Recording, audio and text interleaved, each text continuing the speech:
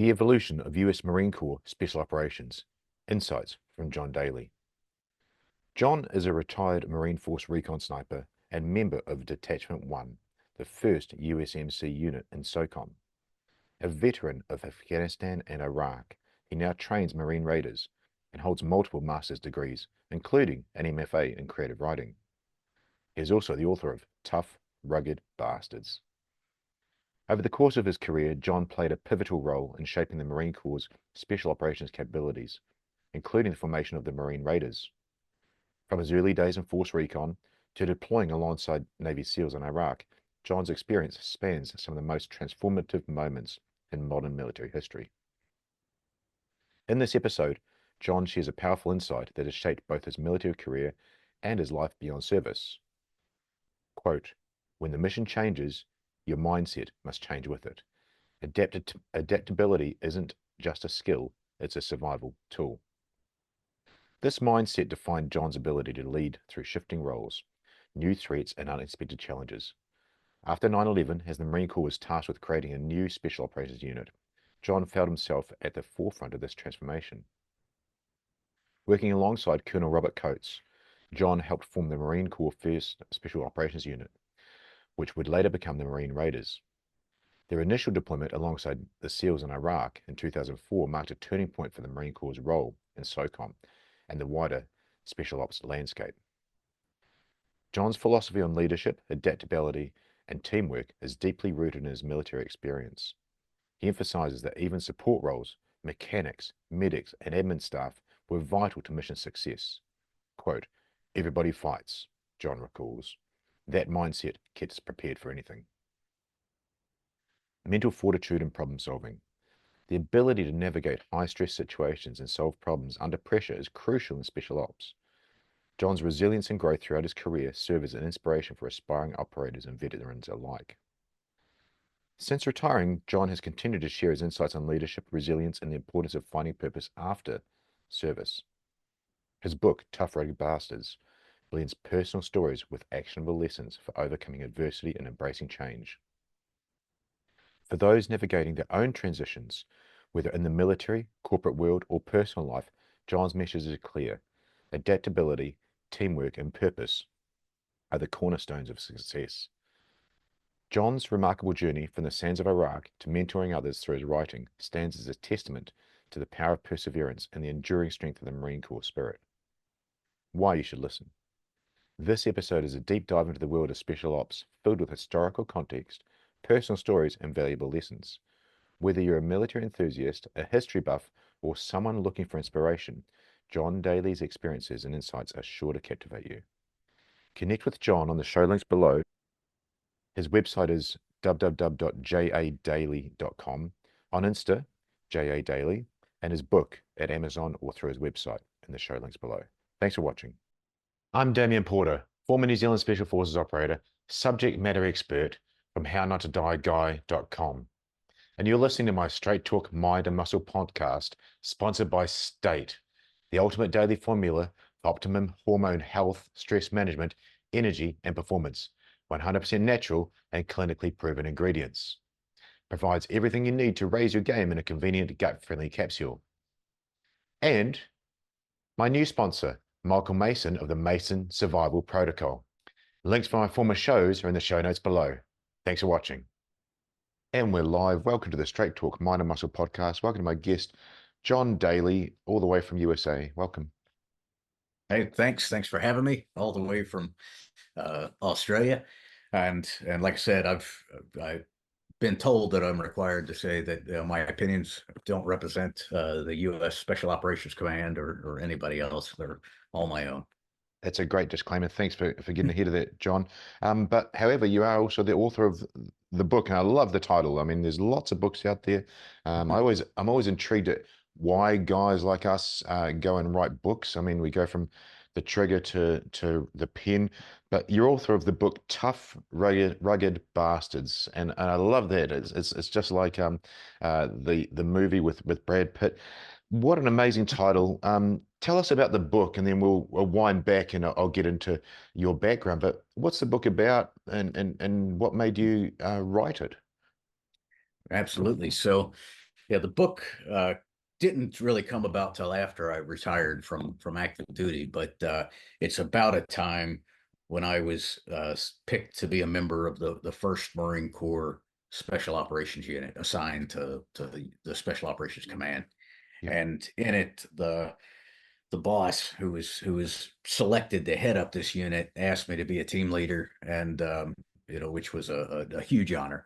But when he brought me in his office, he made it very clear that, hey, you're allowed to pick whoever you want from within the Marine Corps, but they have to be tough, rugged bastards, and with hard backs and or strong backs and hard feet, I guess Yeah, was his saying. And so when I left, it was, like I said, it was years before I decided to write the book. But when I walked out of his office that day, I was like, if I ever do write a book, it's going to be called Tough Rugged Bastards. So that's stuck in the back of my head.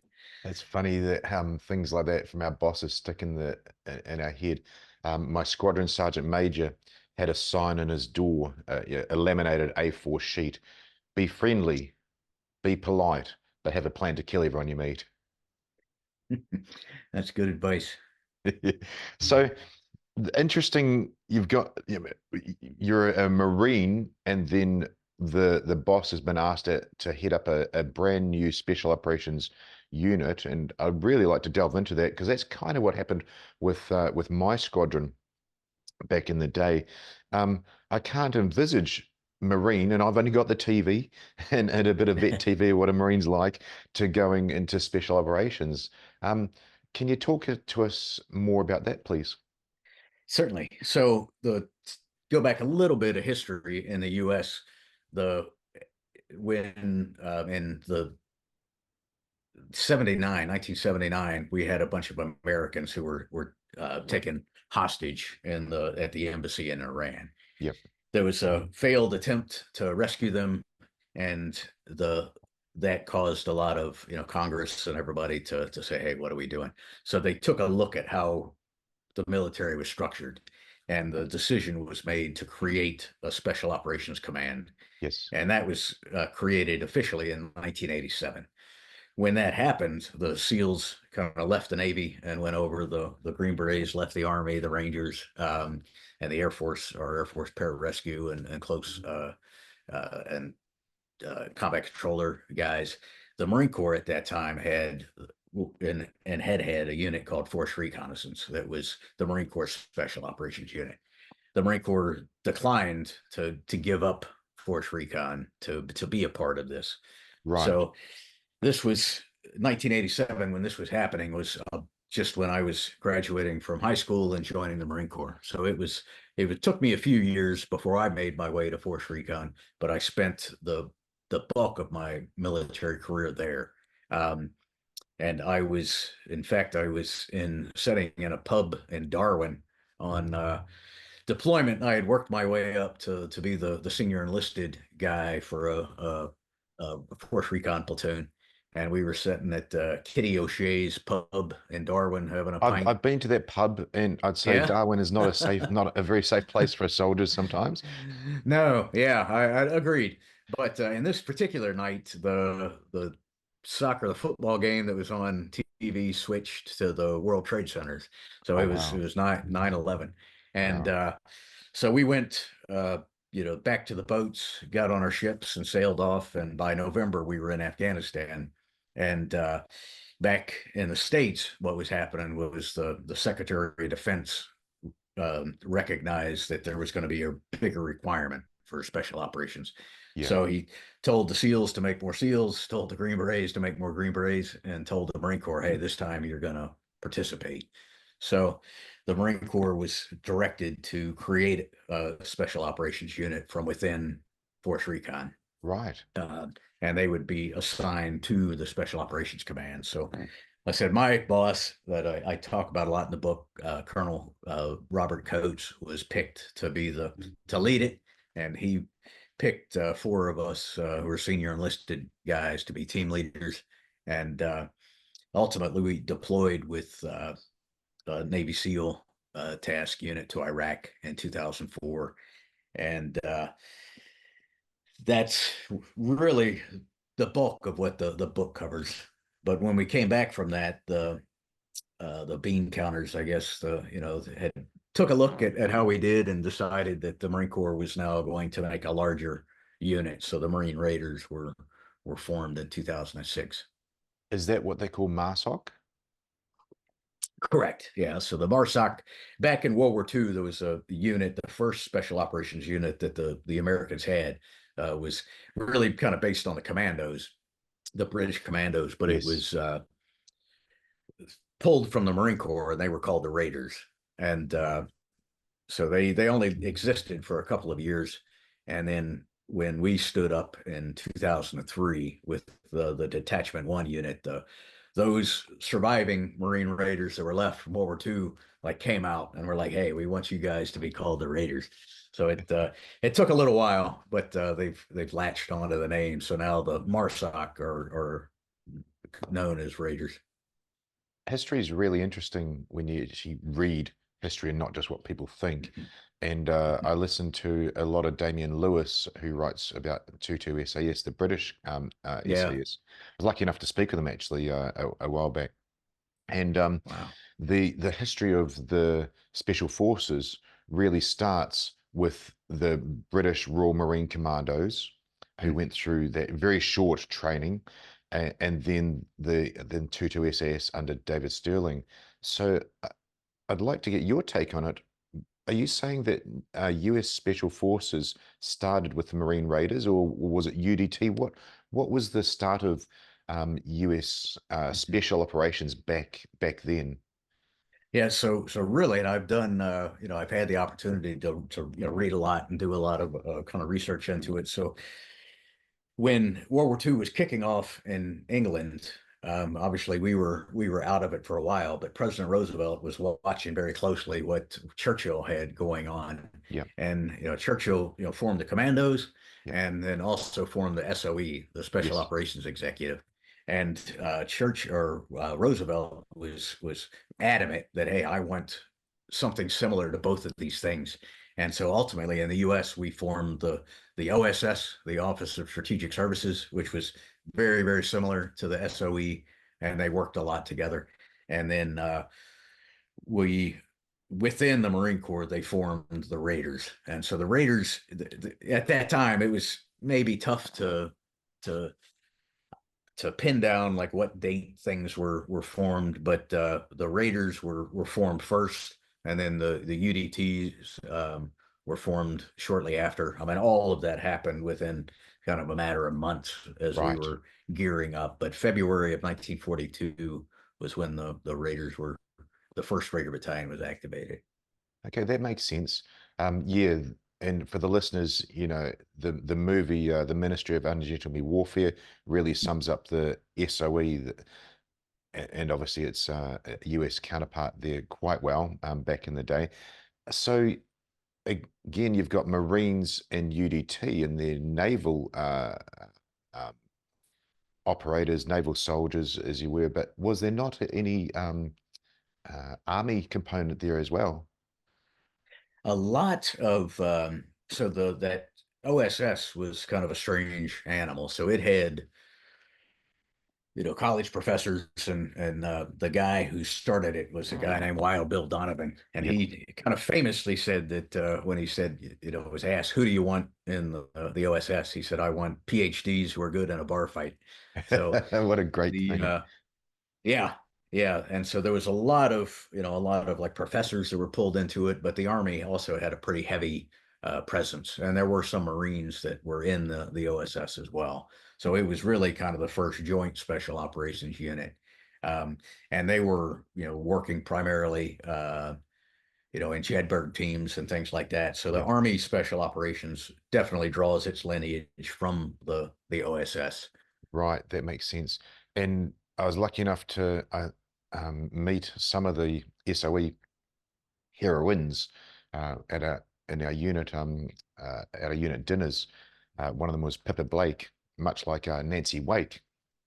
And Nancy Wake is has got some great books out there talking about some of the Americans that came over with the French resistance behind enemy lines, and those Americans were really had so much cash, and they were really instrumental in getting the weapons and all the assets to the French to be able to overcome the Germans. And it was really interesting hearing her talk about the Americans then. So that ties in hearing you in 2024 and hearing Nancy's story from back in the day as well. Yeah, it's fascinating history, and it's not terribly well known. There's one of the most interesting Marines of all time was a fella named Peter Ortiz, and he grew up with a French father, an American mother, of I think of Spanish descent, and so he grew up as a rich kid back in the 30s, and like a rich, he spoke a lot of languages. They sent him off to France to go to school as I don't know, 18, 20-year-old kid. Yeah. He bored with school. He joins the Foreign Legion, Oh, and wow. yeah, fights against the Germans in Africa, gets captured, escapes, makes his way back to the States, and joins the Marine Corps as an enlisted Marine. Makes it through boot camp, and they realized that he had his jump wings. He had like a couple of combat jumps. He had a bunch of French medals that he threw on his uniform, Yeah. and they realized that he speaks like a bunch of languages. He's has had all of these um, experiences, so they quickly pulled him, made him a captain, and put him in the OSS. Sent him off to North Africa, where he helped plan some of the. In fact, that movie *Inglorious Bastards*, one of the scenes is based on his life. So it's Wow. uh, yeah, it's a fascinating. There's a book about him called "To Live a Man's Life." That's the book is not terribly well written, unfortunately, but the story makes up for it. I mean, it's just a brilliant story. And he was, um, you know, after the war became an actor, so he was kind of went back into Hollywood and was did that for a while, and then fell off the map. Right, so a lot of people think that he was one of the early CIA operatives working around the globe. There's two other actors like that from what I'm aware of. There's Christopher Lee, who was Count Dracula for our genre, I'd suggest. You've got the same Uh-huh. color beard as I have, and the other one's Errol Flynn, who was actually Yeah. Australian, and I believe he was quoted speaking to some of his compadres in battle saying, "Well, this is great for you, but I've got to go back to bloody Hollywood and do this pretending. You know, you can just stay here and do this with the stuff that we like." So it's not a rare thing for actors to go from hard military operations and back into the silver screen. Yeah, yeah. We had the actor Sterling Hayden, who's an old time movie actor who went by a different name, but was a Marine that was in the OSS. So I Wow. think it was yeah, it's a lot. I think a lot different back then. People felt the need to, and one of the interesting facts I said that President Roosevelt was really interested in this. His son, Jimmy Roosevelt, joined the Marines and was a Marine Raider. So Wow. the first real mission that the Raiders did, coming out of submarines and rubber boats and paddling ashore to a Macon, an island called Macon Island in the atolls around Guadalcanal. Yeah. Is really the kind of the first offensive operation that we launched after Pearl Harbor, and this President's son was was on board, which is probably wouldn't. Well, that happens. I guess it happened with the royal family. They had, they Mm, weren't shy about. a little protected, but it goes back to the title of the book that you said, "To Live a Man's Life." You've said, Roosevelt's son, and I look at JFK. Not many people know he Yeah. was literally operational. He nearly died. He got blown up. His Mhm. ship sunk, and he was saved by Papua New Guinean natives. JFK lived a man's life during war, and then there's Winston Churchill's son was taken on a raid Yeah. with the British SAS with David Stirling at the time. These people had real lives, not the protected Prince Harry that you alluded to, Yeah. as a extra gunner doing some operations. Yeah, well, at least he served, I guess, you know. Exactly.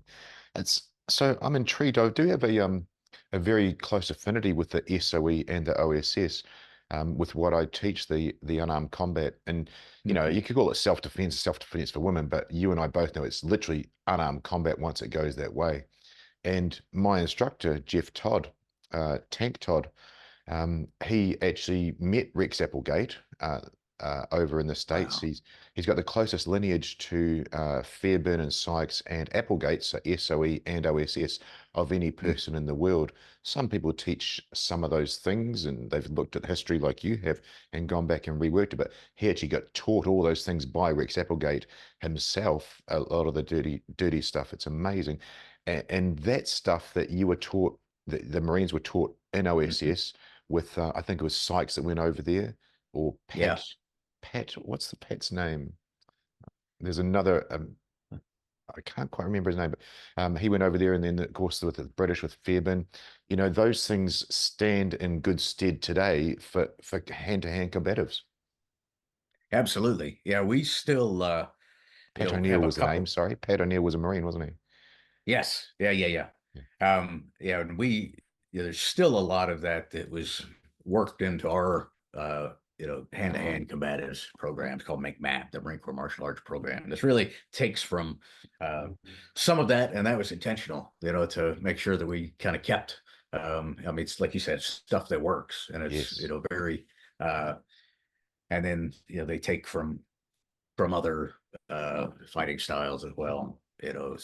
Obviously some ground fighting styles uh, and various things. But yeah, with the intent of finish the fight fast as you can and get the fuck out of there. Yeah, I love that. And people, the needs changed. It's interesting you said, making sure you stick with what works, but you said ground fighting and the needs have changed now where you've got to restrain someone. It's back in World War II, Nancy Wake is chopping Nazis with her bare hands, and you're going to do those things quick. But now it's actually quite different because you've got combatives, non-combatives. It was a very different world back then. So I applaud those soldiers that actually have the skill to learn ground fighting and restraint and all this other stuff. Whereas a lot easier in our day, it's just literally kill or be killed. Absolutely. Yeah, I mean, the last place that you really want to find yourself is on the ground, right? And when you don't know who's in the next room or around the corner. But there has, definitely the last 20 years, there have been a lot of requirement to deal with unarmed people or unknowns, as we call them. Um, it's when you wake somebody up in the middle of the night by blowing their door off and it's you have to expect that they're going to react and Yeah, it's absolutely. very very if you're not your head's not in the game, you haven't really trained to deal with reaction. I mean, you're going to get a reaction, somebody jumping out of bed throwing their arms out. It's important obviously to make sure that we don't injure people that don't need to be injured. That's a quick way to make sure that you don't get any support or information or um, and it you get no information out of a dead man. So even that's why we would generally, if we could, show up at their house at 2 in the morning. Yeah, Everybody's got to sleep. yeah, exactly. Now, the part that intrigued me about what you said with for you said with around 9/11, the SEALs were told to make more SEALs, the Green Berets were told to make more Green Berets, and the Air Force with their combat controllers or whatever that's called over that side. And you were told to step up Det One, I believe it is, the special operations within Force Recon. How does that happen? Because who trains them? And then the follow-up question that could be related is, well, there was only X amount of SEALs before, X amount of SEALs trying for selection. We just call selection. You've got buds. Yeah. Where's these people coming from? So was it achieved? Who was around to train them? And then were the standards lowered to get more people in? I can't, of course, speak for everybody, but to the best of my knowledge for the SEALs, no, they started putting in more courses, more buds classes. Um, So it was the same instructors. They were just working overtime.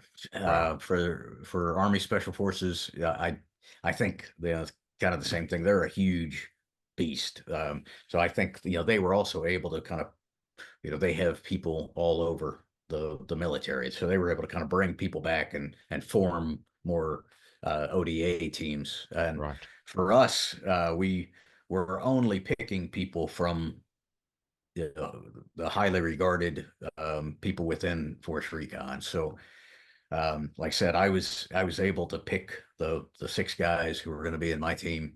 Um, in fact, I brought two of them had gotten out, so they were one of them was working at a home like lumber yard, lumber store. Yeah. One of them was racing motorcycles, and I called them up and was like, "Hey, you want to come back in?" And they're like, "Hell Wow. yeah!" So Wow. uh, that Colonel Coates had that kind of pull, so he was able to bring. I think a total we brought about three of our guys back in, um, and we really trained ourselves. We just had no idea when we started where we kind of assumed that we were going to go to Afghanistan. Um, our specialty is in the reconnaissance part of force reconnaissance is working behind enemy lines, doing a lot of recce work. Mm. Um, it seemed that Afghanistan would be a place to do that. So we were kind of leaning our training towards that direction. And then after we were given a year to prepare, equip. We had nothing when we started. No weapons, no kit, nothing. Wow. So we had to buy everything. We had to order weapons and you got to plan everything out. Vehicles, communications gear.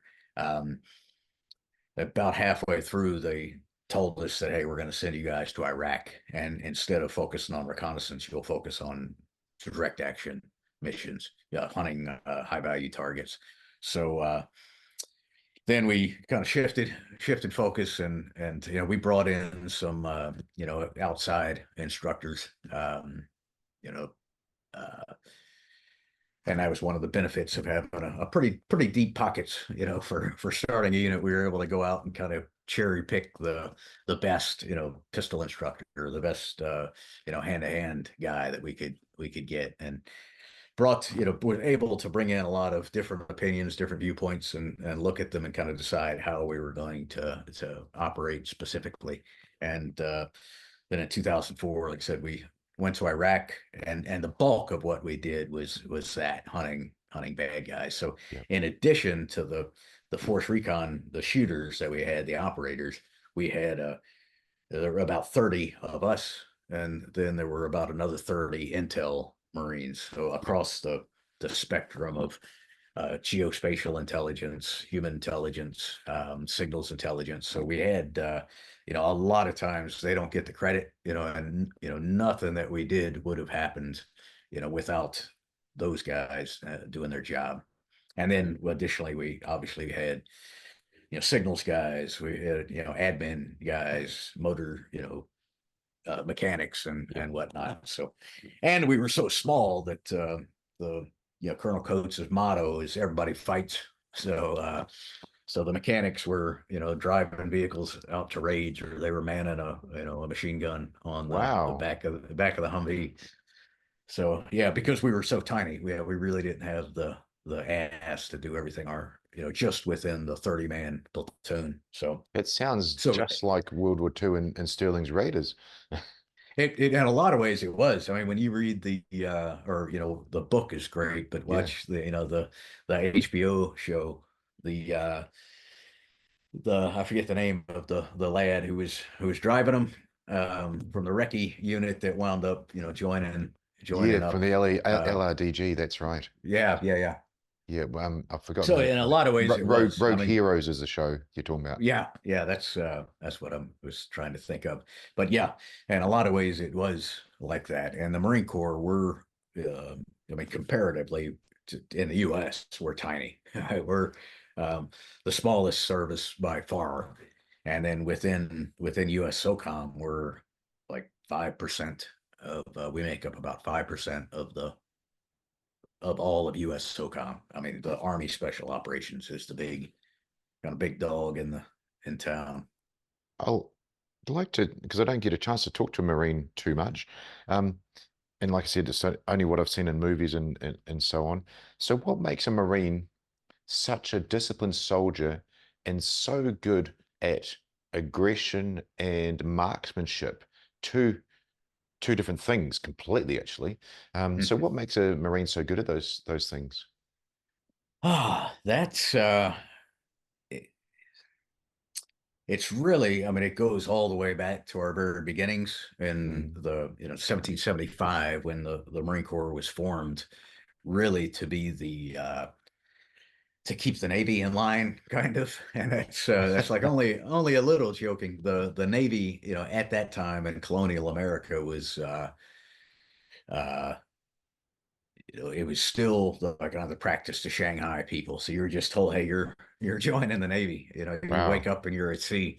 So the Marine Corps was, served on ships. I mean, we're up to part of the Department of the Navy. So one of their job was to protect the captain. Sometimes against his own crew. Yep. Put down mutiny attempts, but then also serve as snipers in the rigging of the masted ships. So Right. they would part of like Marine Corps uh, heritage, I guess. Officers on the top of their hats have a insignia that was initially put there to allow the snipers knew who not to shoot, I guess. Oh, wow. Yeah, so it was just something that we've had a legacy of for a long time. The idea that the Marines are very, dependable, and but when our boot camp, I think, is our basic training is just a little bit different. I mean, like we say that you join the army, you become a soldier, you become a sailor or an airman, but there's only one service where you kind of become something totally different. You Mm, you become a Marine, and you're a Marine for life. So that's a lot of that's just beat into your head through basic training. And then as far as the marksmanship, we spend a lot of time on that. So I mean, you have to be able to repeatedly hit a man-sized target with iron sights at 500 meters with a meters. well, yards. I mean, we shoot yards. So, Yeah. That's a but decent way. Our basic training in New Zealand Army, the Steyr is what they use. They use mm, like an M4 variant now, but that has optical sight. I think it was a two to one or 3 to 1, and yeah. that standard for soldiers is 300 meters man-sized target. But iron sights, that's a tough one. That's what I was getting at. The Marines are known for their marksmanship, so that's awesome. Yeah. Like I said, we spend a lot of time on it, and then you're required to. So one of the sayings that the mottos or whatever is that every Marine is a rifleman, and that's kind of been regardless of your job. Um, and Marines have kind of proven that in World War II, in Korea, in Vietnam, and when Khe Sanh was being overrun, it was cooks and you know admin clerks that were going out and getting on the wall and fighting off the VC. So that's something that we consider to be like a big part of our heritage. Yeah. Yeah. Wow. Before, John, you were saying you basically trained yourselves. I was lucky enough to interview Nick Hill, a Sergeant Major with the Australian Commandos, 2 Commando Regiment. Now, he's deceased now, so rest in peace. Um, and he had the same thing. They were a semi-commando unit, and then they were stood up by the Australian government, said, right, you need to become a proper commando unit here.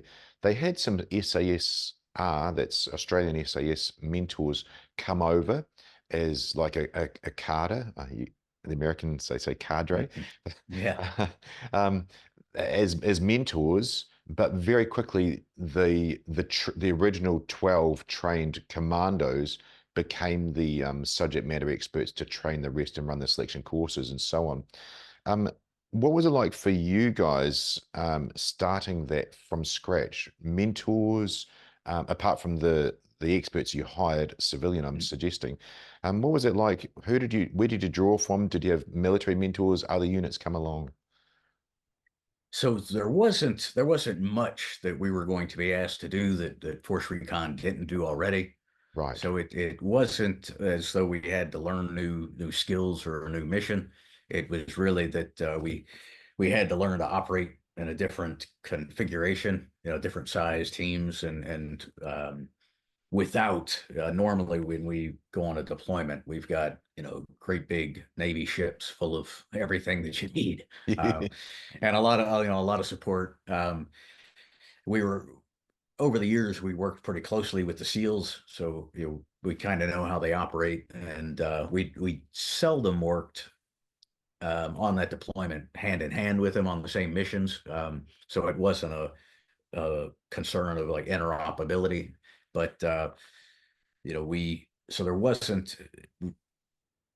I think we had it easy and that we didn't need to learn new things. We just needed to Yes. kind of refine what we were doing. Yeah, So that makes sense. because of that, once we got over there, once we deployed, we certainly reached out to the SEALs who had been there for a while. We worked heavily or closely with the Polish Grom, Yep. um, which are great guys, and Yep. Army Special Forces teams. So kind of the whole community that had been there, we certainly leaned on them to kind of show us how they were operating in that environment at that time. And things changed so vastly from like 2004 when we were there. We were driving around in thin-skinned vehicles with no armor.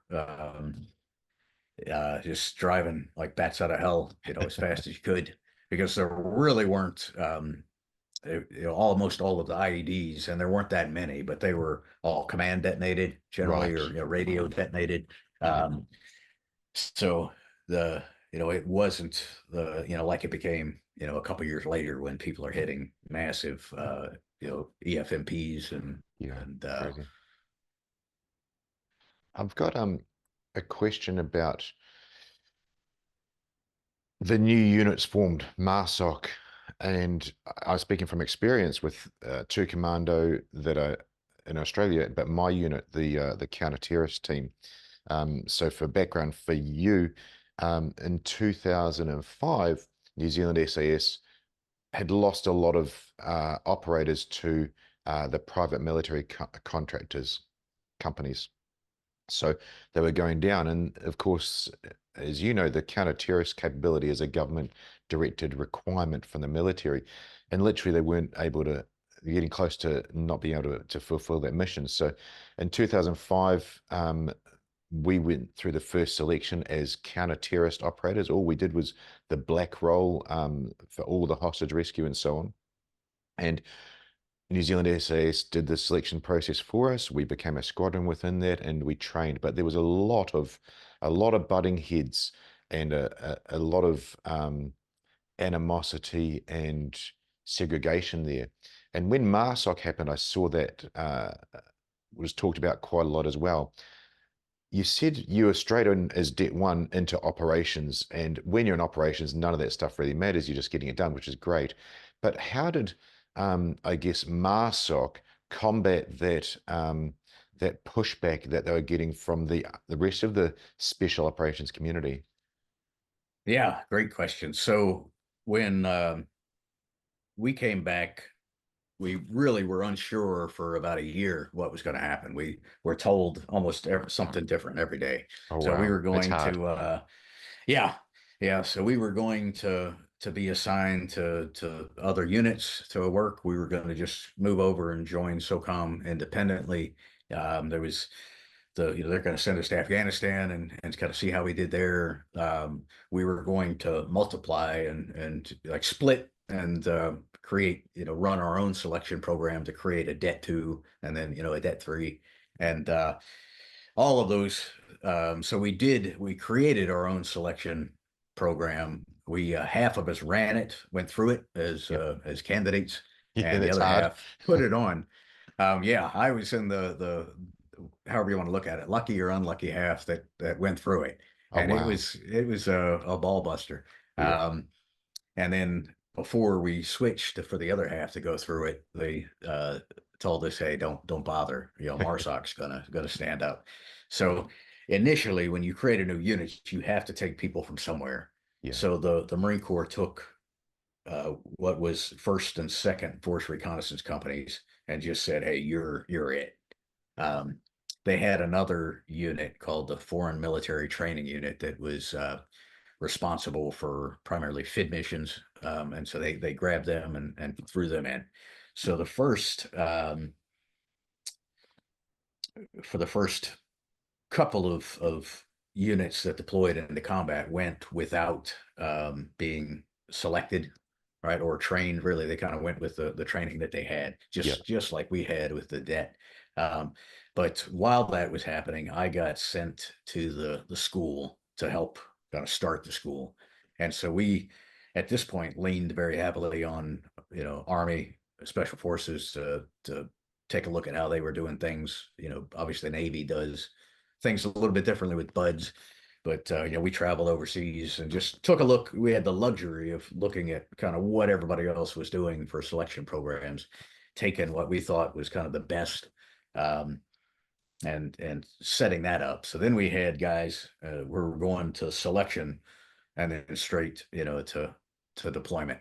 Um, Wow. Wow. and then we had to, with the training, they would get their train up, but we didn't Yep. have at that point a school to say that, hey, here's all of the things that you need to know as an operator. Yep.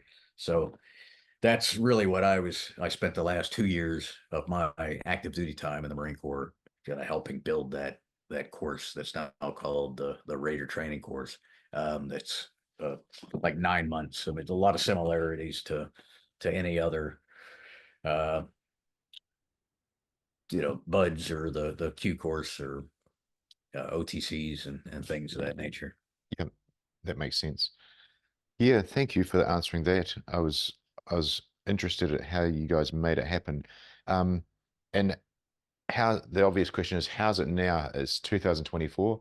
That's some great lineage you've got so far. How's it now with the pushback uh, uh, uh, about MARSOC versus the other units? Now it's so in the early days, the SEALs were or an ally. The like I said, we're 5% of SOCOM. The Yep, SEALs are not much bigger, maybe 10%. The big animal in the room is the Army. yep, And the Army, the SEALs saw us as a kind of a battle buddy to help stand up, a little bit right. against some to make, so we're both, I mean, we're both the department of the Navy, you Yep, know.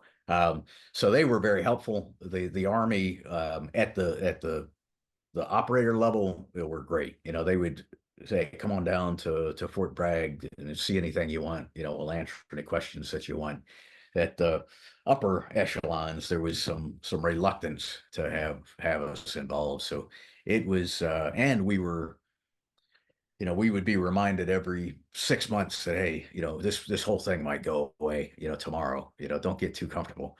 Um, I think we finally had. I think February will be our 17th, 18th anniversary. So I think we've worked our way beyond that at this point to the point where we're a absolutely recognized member of SOCOM, and I think the Marines have proven themselves in Afghanistan, Iraq, across the Pacific, and they're considered valuable members of the SOCOM enterprise. that makes sense and sets the stage for where you are all at. Brilliant.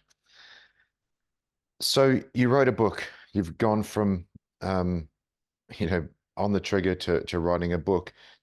Is that after you retired from active duty? Yes. So like I said, I retired in 2008 from active duty. I was immediately hired to keep working on building the course. So as a You know, civilian, but as contracted a back to the civilian. military. Right. Yeah. So and I that's still what I do, full time. So and it's been pretty awesome to see things grow. But we have a thing called the GI Bill that lets you go to college with Right. Um, and so I really didn't have any great expectations, but I knew I was gonna. It was like free money, so I was gonna blow it, right? So I went to our university, got a degree in writing, a master's degree in writing, something I'd always loved to read. And while I was starting to take classes, realized that hey, I would like to write, Hmm. and I wasn't exactly sure what, but so that led to just the way things happen. Led to an opportunity to uh, put some writing in front of an agent, a Yeah. writing agent, a literary agent, and he said, "Hey, let's turn this into a book." Um, so that's how it happens. It's a long, when writing at night or in the morning on the weekends. It's a long process to churn out 500 pages that gets cut down to like I don't know 250, 300. Wow. I can imagine. And that stuns me about people like Damian Lewis and so on, how they can just churn them out.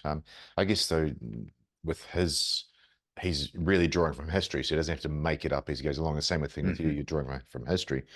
Um, so many special operations guys um, go on to education. They go on to become master's degrees like yourself, go on to become PhDs and so on. It really amazes me the level of intellectual capacity they have. And going back to exactly what you said, they want PhDs who are good in a bar fight.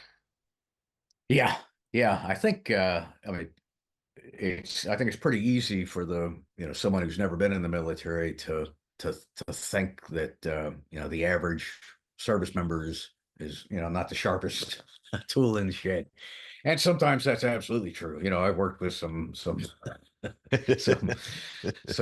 guys who are not that bright, but for the most part, and particularly if as people move into special operations, you've got to be a pretty smart person, a problem solver, somebody that could think on your feet, and that lends itself to, I think, also always wanting to get better and do more, whatever it is that you Yeah. choose to do. So we've got it's amazing now the young raiders that I see that get out and go into finance, and they're got portfolios of billion-dollar companies, or they Wow. start businesses, or they go into education, or whatever whatever it is they're generally, and it seems to hold true across you know any country that I've dealt with. Former special operations people usually land on their feet, do pretty well for themselves. The unrelenting pursuit of excellence, one of our first tenets in SAS, and especially in New Zealand SAS, it really sums that one up. And yeah, they put their mind to that. Thinking of former guests on the show, I do interview the best people in the world, people like DJ Shipley and Cole Fackler from GBRS. Started off so small, but the unrelenting pursuit of excellence and quality and authenticity and so on. John McPhee, he probably came across Yeah, same thing from Delta and Green Berets. Just that authenticity comes through, and people see that versus someone that's just talking the talk. They haven't walked the walk, and that's what we bring to the table, I suggest. yeah, absolutely. I think you can't be a successful you know, operator of a small team if you're not authentic. You'll get called on on your bullshit very quickly. So you learn that hey, I've got to, and you're surrounded by uh, you know pipe hitters, right? You're Yep. surrounded by people who are striving for excellence every day, and Yeah. that either is going to break you or it's going to make you do the same. Oh, And yeah. it generally we one of the things I talk to our young Marines coming through the training pipeline with. I mean, most of them were we call big fish in a small pond. They were recognized as being the one of the best in their infantry unit, wherever they came from. And one of the things that you identify very, very quickly when you get into any special operations unit is, man, I've got to fight every single day to stay up to the standard. And some people cannot accept that. Some people are like, hey, I would rather go back and I'll quit. I'll go back and be the best squad leader in the infantry or be the best machine gunner, Yeah. rather than say, hey, I want to fight every single day for my position in the team. And when you have a team where everybody is, trying to one up each other, trying to be a little bit better, it's a kind of a beautiful thing to be a part of. Now, that's a great explanation, John, of um, something Delta says all the time, any Delta operator. You're earning your place at work every day. And that's your explanation of that is much better because you're doing that. You're challenged, you're challenging yourself.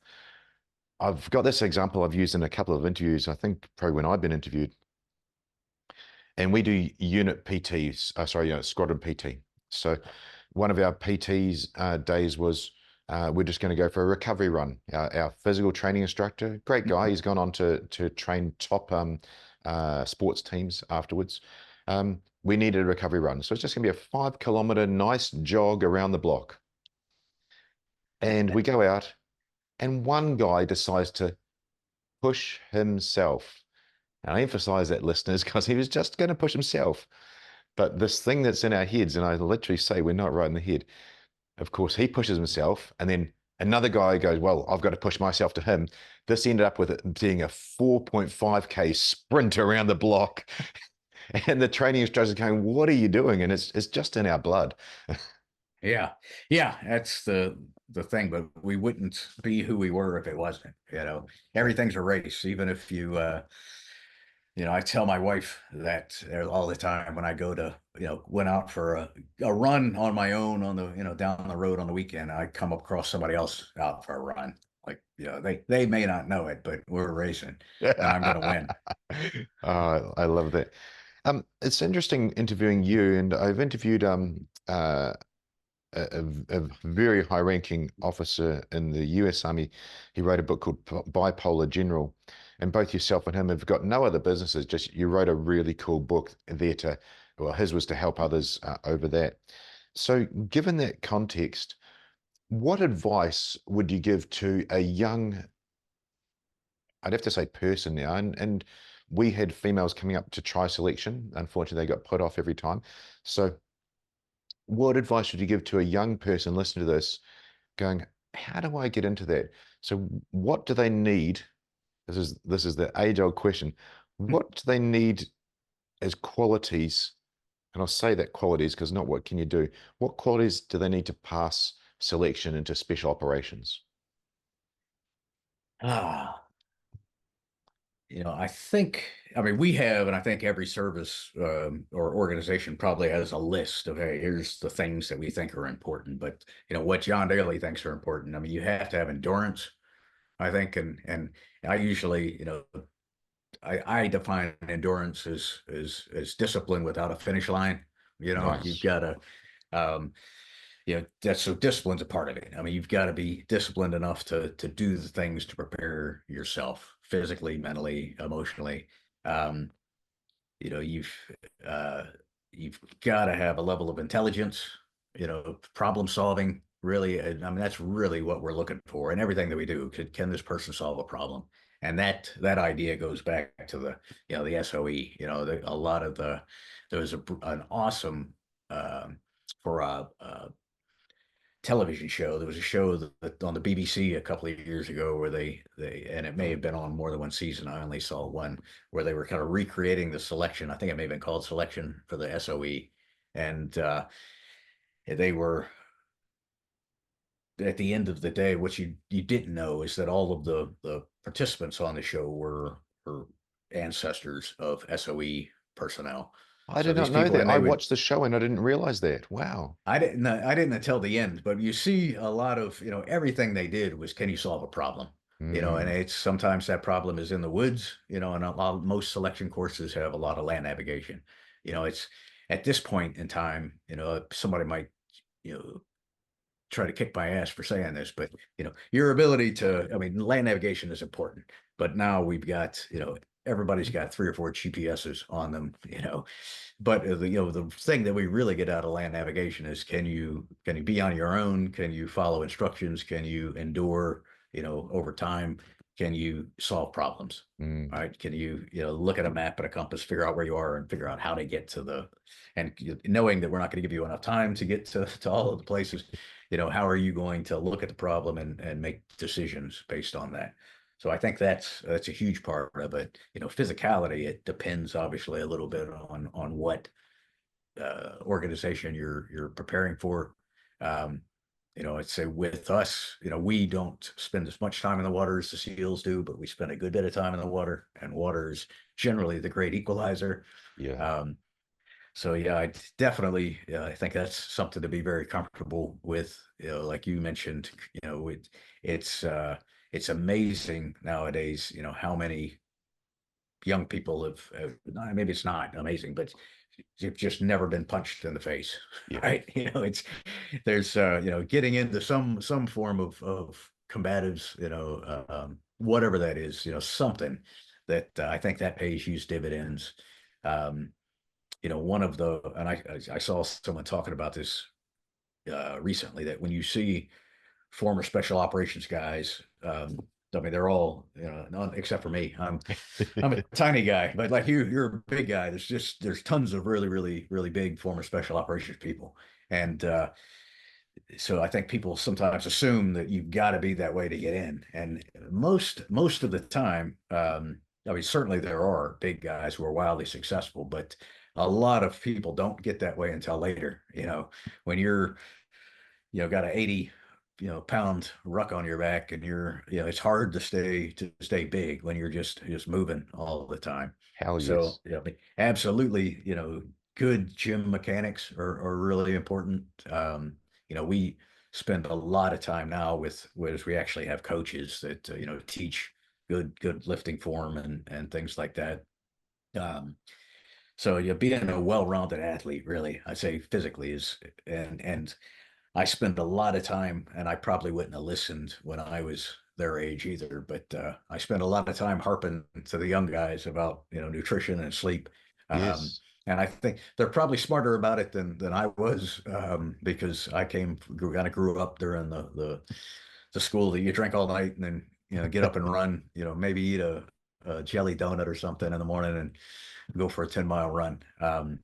And that worked, until it doesn't. So And yeah, also, being you've smarter. also got those freaks, those genetic freaks, and Donald Trump is one. And I say this, I listen to RFK. We're not going to politics, but I listen to RFK saying his acceptance speech. He was awake for 48 hours, and he gave that speech. Now he is clearly one of the 5% of the population that only requires 4 or 5 hours sleep a night to clear out the toxins from his brain. Going back to how the hell that's relevant, I saw through selection and then training, because training cycle is much harder than selection. Every day, literally, you're going to you're to your 100%. And I saw great operators. Their bodies couldn't hack it. They'd get knee injuries, ITB injuries, and all these little niggle injuries, and they're gone. They were far better, smarter, faster operators than I am, but my body somehow handled that. And we're the genetic freaks that can get up, as you say, drink all night and then go and run the next day. I wasn't one of them, but I would bust my butt. There's the genetic freaks, but hang on a sec, we can do better with better knowledge prior going into it. Yeah, absolutely. And there, growing up, going through training, I've had lots of hard training, obviously, and Mm, had, one of the hardest was going through Army Ranger School. As a Marine, you get extra special attention, when you're a Marine. But the training like that kind of shows you what you're capable of, and you really, the hope is that, you know all of everything that you do, you're not going to do anything as hard in combat as you do in training. yeah, And that, I did find early in Afghanistan, December 2001, like for about 48 hours without sleep, and that was necessary. It yeah, was, but beyond. beyond that, I mean, luckily I recognized, I'm like, hey man, I'm going to make some bad decisions if I don't. Just let me shut my eyes for a half hour, and we'll be good for a little bit. But yeah, I mean, and that should be the role of training. There's the Greeks. Uh, I forget who wrote it, said it, but their training was bloodless battles, and their battles were bloody. Their their training was bloodless battles, and their battles were um, something or another. Basically, the Bloody training. yeah, something like that. Yeah, The I've read the same quote. Yeah. yeah, then the more the more you sweat in peace, the less you bleed in war. All of those kind of things you get after that. That you've got to make your training hard. You got to make your selection hard because obviously when lives are on the line, you can't be waiting for somebody to fall apart. But we've gotten a lot smarter, and I think across the globe, soft operators have taken advantage of a lot of things from athletics, from Mm. professional athletics, collegiate athletics, and it's been a game changer. Now you talked about um, what we I've lost my train of thought there. I had a great follow-up to what you were doing there as well. I did have the next part of that. We talked about selection, but what about the other end of it? And you're getting to that stage now. You retired from active duty, but you're back in there. Again, people listening to this, they've got an idea what it takes to go into special operations and all the things around that. But what about the other end? We see so many people have to rehabilitate. I'm just going to say that in that way, rehabilitate their mind, either through traumatic brain injury, through what we do. I do have my train of thought on that. I'll write it down. Traumatic brain injury eliciting a PTSD-like response, or actual PTSD, and then also the impact of leaving that identity and leaving that community. So again, talking about getting ahead of it, and you're such a new unit and such a educated guy around that, that's literally your role. What would you suggest, and how would you suggest people get ahead of that downside of that job? Yeah, absolutely. I think that's something that everybody's talking about because the increase in suicides and things like that. And I truly believe I was fortunate that like I said, I'd left work as a Marine on a Friday. I came back on a Monday as a civilian, so I never really felt that I lost anything. Lost a Mm, sense of purpose. But there's it's a huge, if you join the military at 17 years old, 18 years old, and spend um, even if you only spent a few years, during combat, that's a huge portion of your identity. mm, You were you were a high school kid, now you're a soldier or a sailor or a Marine, and I think getting into a special operations unit is even a step up. I mean, once you make that step, you're really something totally different. You yep, view yourself almost exclusively in that identity as a team member, yep, right? And when you suddenly walk away from that, it's as much as good friends and everything like that. That team's still moving, right? They're going to deploy again, without you. Um, so they've got work to do. So the idea that you're still going to be a part of the team is just not realistic.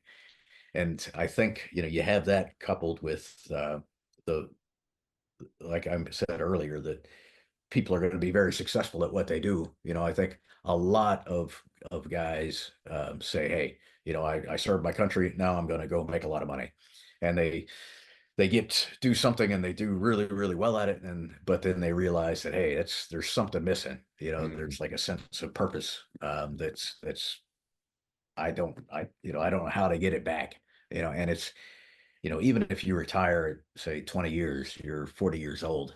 The idea that your life is peaked is realizing that is uh I mean that can have a devastating impact on you. yeah, So it really you know I can.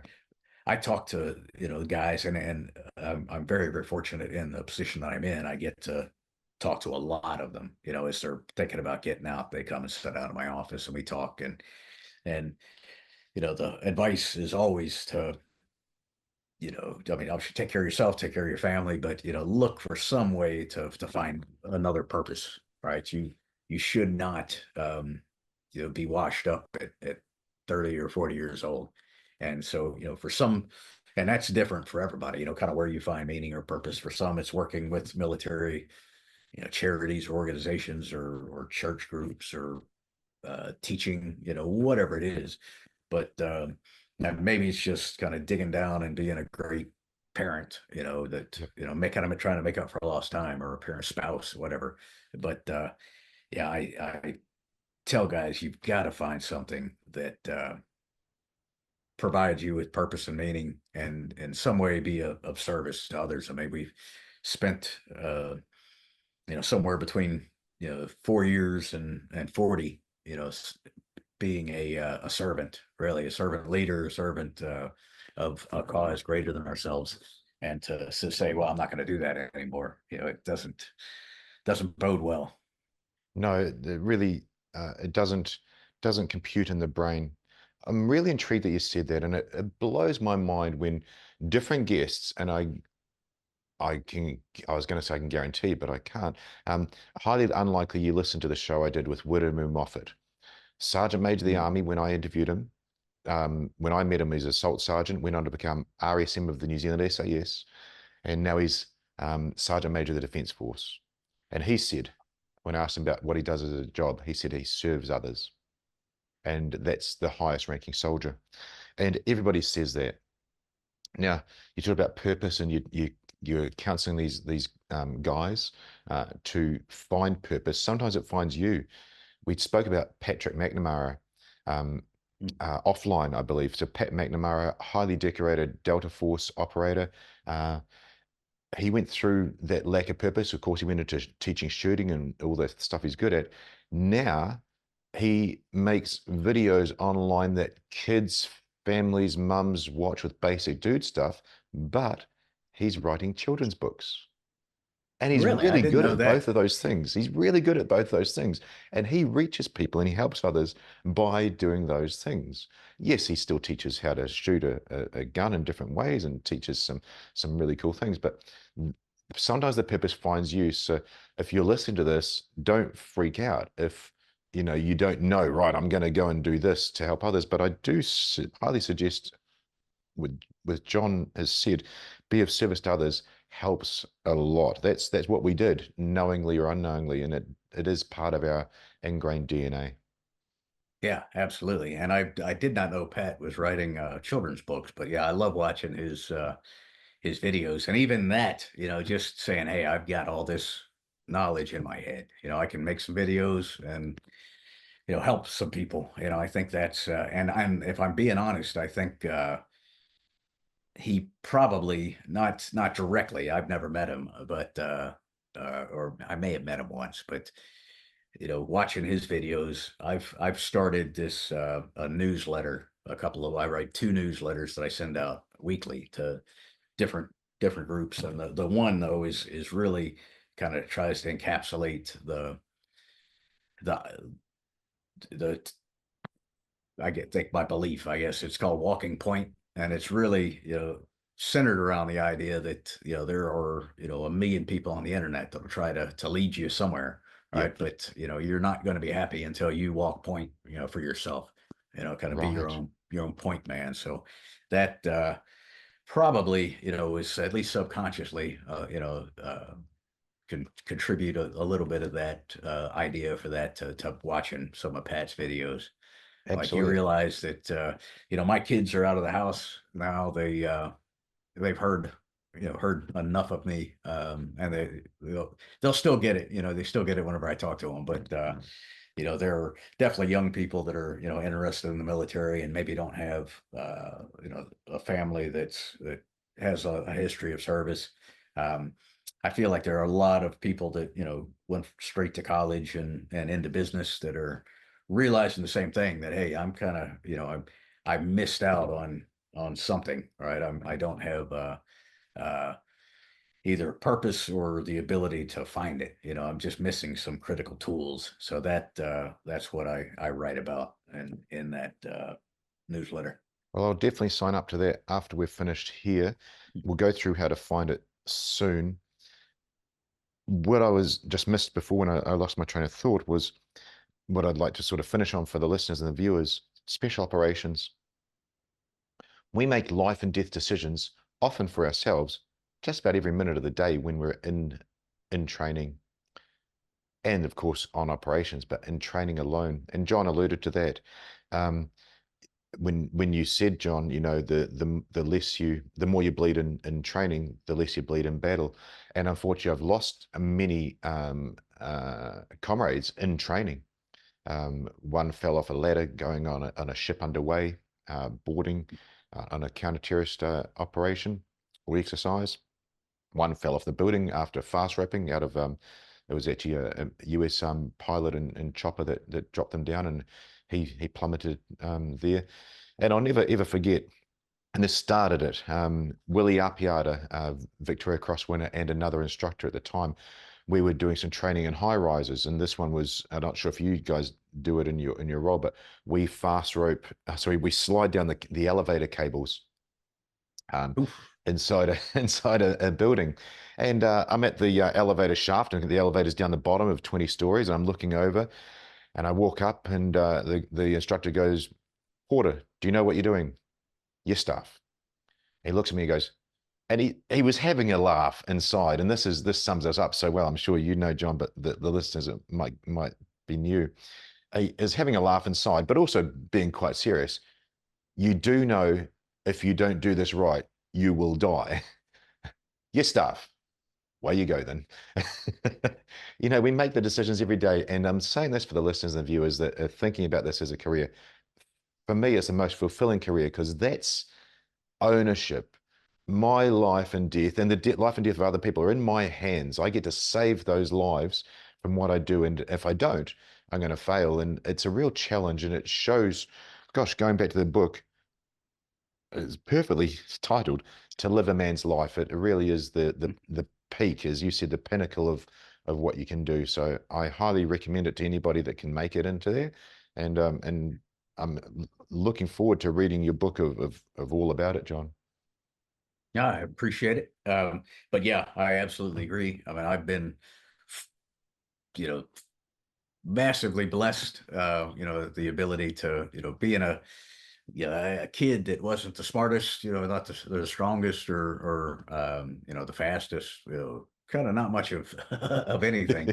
But the military kind of provides you a home, and if you're willing to keep pushing for excellence, like you said, these doors continue to open up, and yeah, I wouldn't trade any a minute of it.